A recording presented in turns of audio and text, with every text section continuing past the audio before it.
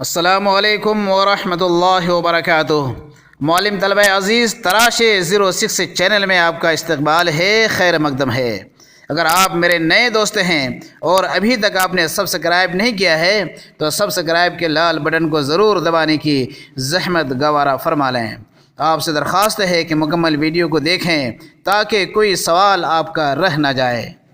دوستو، میں نے عرض کیا تھا کہ 9ویں 10ویں جماعت سے معروضی سوالات کی تکمیل کے بعد 11ویں 12ویں کی کتابوں سے بھی سوالات لکھاؤں گا، لیکن کچھ دوستوں کے لگاتار فون آنے نے اور آپ کے کمنٹس کرنے نے کہ سر گرامرز کی بھی ویڈیوز ڈالیے، تو آپ سبوں کی خواہش کے مطابق آج گرامر کا ویڈیو لے کر کے حاضر ہوا ہوں۔ کچھ گرامرز کے ویڈیوز ڈالنے کے بعد پھر 11ویں 12ویں کی کتابوں سے بھی ویڈیوز ڈالوں گا، چونکہ ان کتابوں سے بھی سوالات آنے ہیں۔ ہم امید کرتے ہیں کہ اب تک آپ کی اچھی خاصی تیاریاں ہو چکی ہوں گی۔ دوستو، آپ کی سہولت کے لیے میں نے اب تک کے 23 ویڈیوز یوٹیوب پر اور ساتھ ہی انہیں پلے لسٹ پر بھی ڈال دیا ہے۔ آپ انہیں بھی ایک کلک پر دیکھ سکتے ہیں اور حاصل کر سکتے ہیں، بلکہ ضرور دیکھیے۔ تو دوستو، آئیے شروع کرتے ہیں گرامر سے متعلق معروضی سوالوں کا سلسلہ۔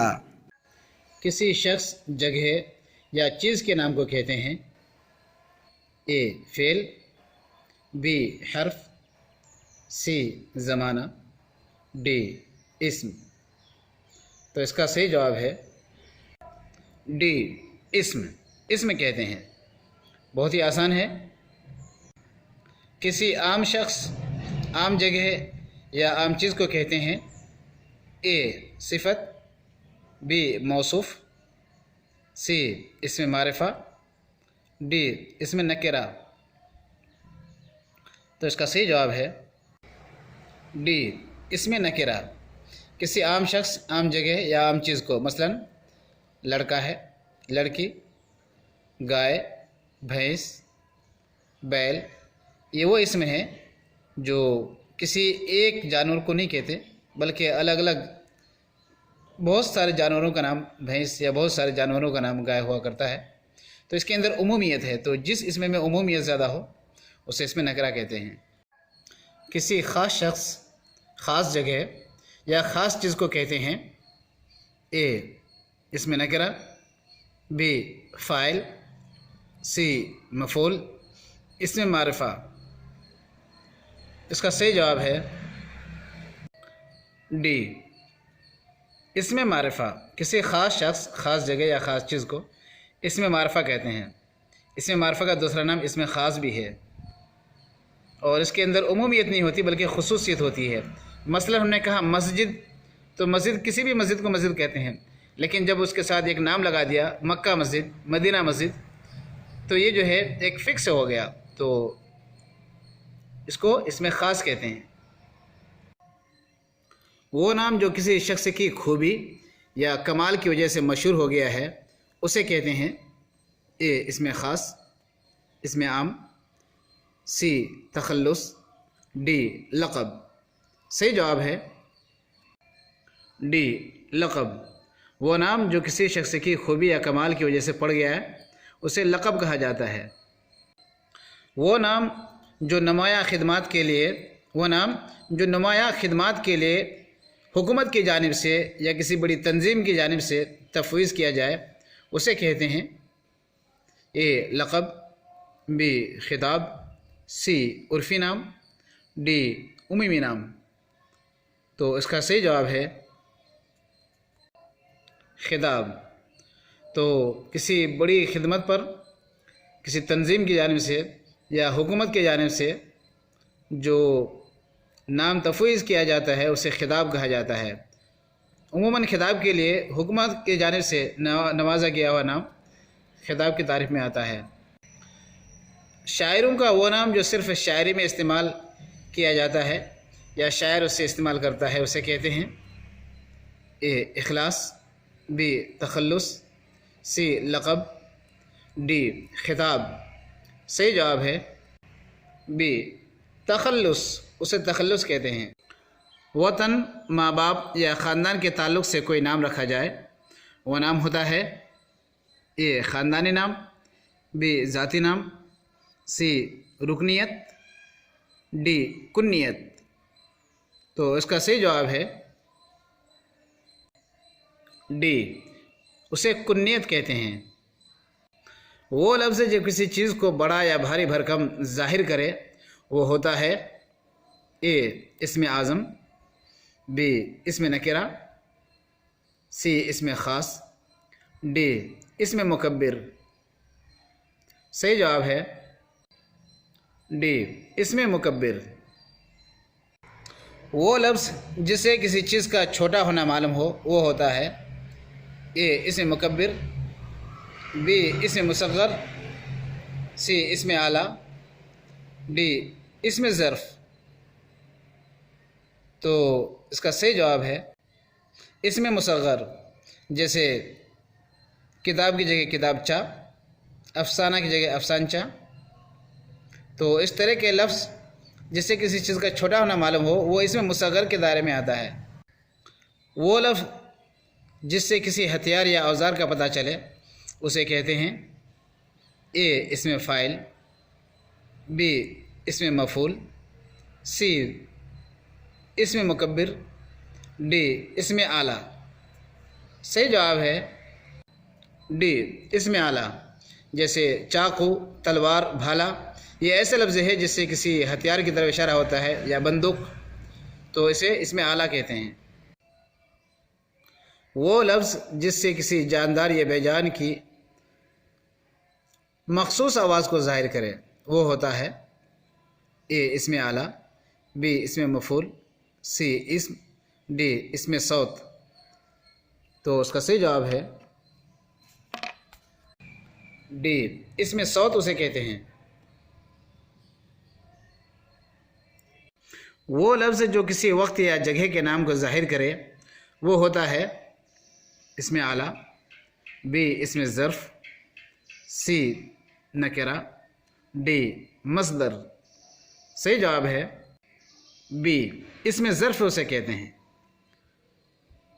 तो वो लफ्ज़ जो किसी वक्त या जगह जैसे सुबह, शाम, रात, दोपहर, ये वो अल्फाज हैं जो वक्त को ज़ाहिर करता है। इसी तरह से आगरा, दिल्ली, ताजमहल, ये वो अल्फाज हैं जो किसी जगह का पता बताता है। तो ऐसे लफ्ज़ों को इसमें ज़र्फ़ कहा जाता है। वो लफ्ज़ जिससे किसी मकान, जगह वगैरह का पता चले वो होता है ए इसमें आला। वो लफ्ज़ जिससे किसी मकान, जगह वगैरह का पता चले वो होता है ए इसमें आला, बी इसमें ज़र्फ़ मकान, सी इसमें ज़मान, डी इसमें तफ़ज़ील। सही जवाब है बी ज़र्फ़ मकान, उसे ज़र्फ़ मकान कहते हैं। वो लफ्ज़ जिससे वक्त का पता चले उसे कहते हैं ए ज़र्फ़ मकान, बी ज़र्फ़ ज़मान, सी इसमें वाहिद, डी इसमें जमा। सही जवाब है बी ज़र्फ़ ज़मान। वो लफ्ज़ जो इसम की जगह इस्तेमाल होते हैं कहलाते हैं ए इस्म, बी फ़ेल, सी हर्फ, डी ज़मीर। सही जवाब है डी ज़मीर। वो लफ्ज़ जो इसम की जगह इस्तेमाल होते हैं वो ज़मीर कहलाते हैं।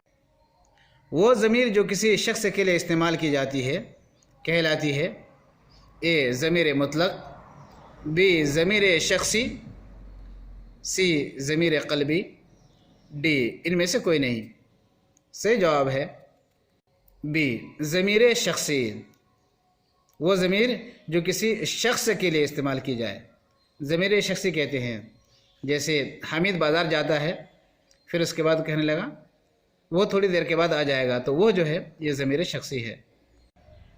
बात करने वाला अपने लिए ज़मीर इस्तेमाल करता है तो वो ज़मीर होता है ए ज़मीर मुज़मर, बी ज़मीर मुतकल्लिम, सी ज़मीर गायब, डी मखसूस ज़मीर। तो इसके लिए इसका सही जवाब है बी ज़मीर मुतकल्लिम। बात करने वाला अपने लिए ज़मीर इस्तेमाल करता है तो होता है वो ज़मीर मुतकल्लिम। जैसे मैं, हम, ये ज़मीर मुतकल्लिम हैं। बात करने वाला सामने वाले शख्स के लिए जो ज़मीर इस्तेमाल करता है اسے کہتے ہیں اے ضمیر غائب، بی ضمیر مسلسل، سی ضمیر قلبی یا قلبی ضمیر، ڈی ضمیر حاضر۔ صحیح جواب ہے ڈی، ضمیر حاضر کہتے ہیں، جیسے تو، تم، آپ، یہ سب ضمیر حاضر ہیں۔ بات کرنے والا موجود نہ رہنے والے شخص کے لیے جو ضمیر استعمال کرتا ہے اسے کہتے ہیں اے ضمیر متکلم، بی ضمیر جمع متکلم، سی ضمیر حاضر، ڈی ضمیر غائب۔ صحیح جواب ہے ضمیر غائب، جیسے وہ، میرا، ہمارا، تیرا، تمہارا، ان کا۔ یہ ضمیر کی حالت ہوتی ہے اے مفعولی حالت، بی فاعلی حالت، سی ظرفی حالت، ڈی عرفی حالت۔ صحیح جواب ہے بی فاعلی حالت، اس کو کہتے ہیں فاعلی حالت۔ انہیں، اسے، تمہیں، تجھے، ہمیں، مجھے۔ ضمیر کی یہ حالت ہوتی ہے اے مفعولی حالت، بی فاعلی حالت، سی معذوری حالت، ڈی ظرفی حالت۔ صحیح جواب ہے اے مفعولی حالت، اسے کہتے ہیں مفعولی حالت۔ ایسا لفظ جس سے کام کا ہونا یا کرنا ظاہر ہو وہ کہلاتا ہے اے فعل، بی فعل، سی فاعل، ڈی مفعول۔ تو اس کا صحیح جواب ہے فعل اے۔ اس میں دیکھیے یہ ایک این کے ساتھ فعل ہوتا ہے اور ایک یا کے ساتھ ہوتا ہے، تو جس کی میں تعریف کر رہا ہوں، ایسا لفظ جس سے کام کا ہونا یا کرنا ظاہر ہو تو وہ کہلاتا ہے فعل، عین کے ساتھ یہ فعل ہوتا ہے۔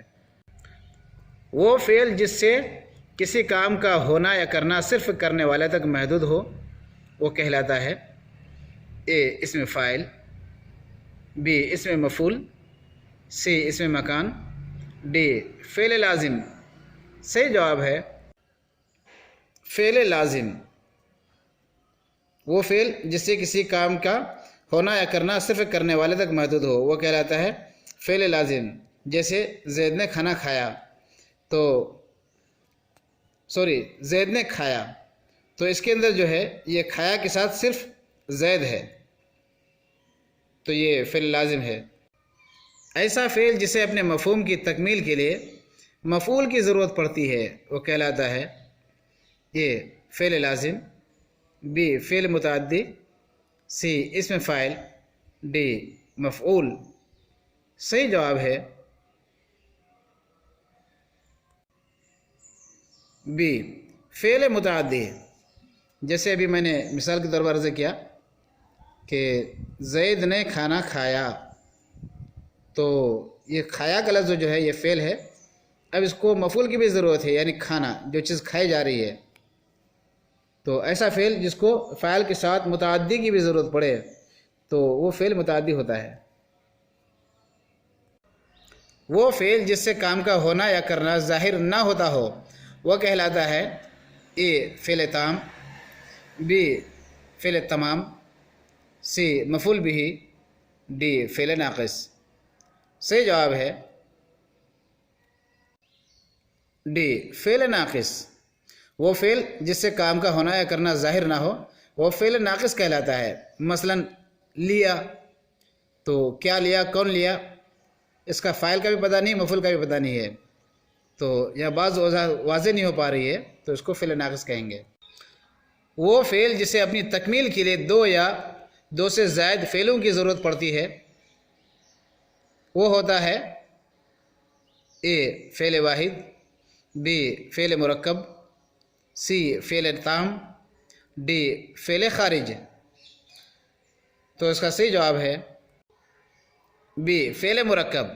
جیسے کھا لیا، ایک تو کھایا لفظ ہوتا ہے اور ایک کھا لیا لفظ ہوتا ہے، تو ایک کھا اور ایک لیا یہ دو لفظ ہے، تو اس طرح سے دو فعل اس میں جمع ہو گئے ہیں، تو یہ فعل مرکب ہوتا ہے جہاں دو فعل جمع ہو جائیں۔ وہ لفظ جس سے کسی کام کرنے والے کا پتہ چلے کہلاتا ہے اے اسم ظرف، بی اسم متکلم، سی اسم اعلیٰ، ڈی اسم فاعل۔ صحیح جواب ہے ڈی اسم فاعل۔ وہ لفظ جس پر کام کا ہونا یا کرنا ظاہر ہو سکے کہلاتا ہے اے اسم فاعل، بی اسم مفعول، سی اسم خاص، ڈی اسم عام۔ صحیح جواب ہے اسم مفعول۔ تو وہ لفظ جس پر کام کا ہونا یا کرنا ظاہر ہو وہ اسم مفعول کہلاتا ہے۔ جیسے زید صوفہ پر بیٹھا، وہ چٹائی پر بیٹھا، تو اس میں صوفہ اور چٹائی یہ مفعول ہے، اس پر کام واقع ہو رہا ہے۔